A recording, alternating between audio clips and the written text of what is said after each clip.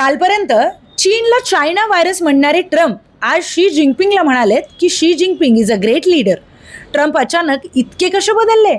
Donald Trump आणि Xi Jinping यांची बीजिंगमध्ये आज भेट झाली आहे, पण चर्चेत राहिली ती डोनाल्ड ट्रम्प यांची बॉडी लँग्वेज आणि त्यांनी केलेले स्टेटमेंट सुद्धा.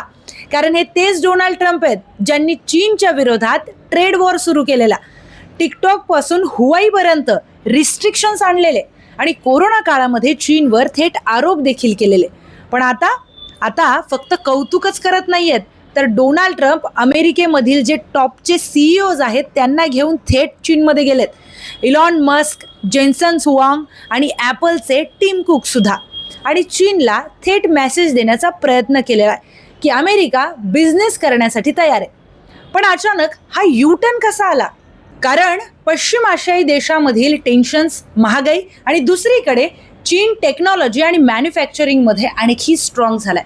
म्हणून आता ट्रम्पला कळालंय चीनसोबत कायम भांडून चालणार नाही. पण या सगळ्यांचा अर्थ त्यांच्यामध्ये फ्रेंडशिप झाली आहे का?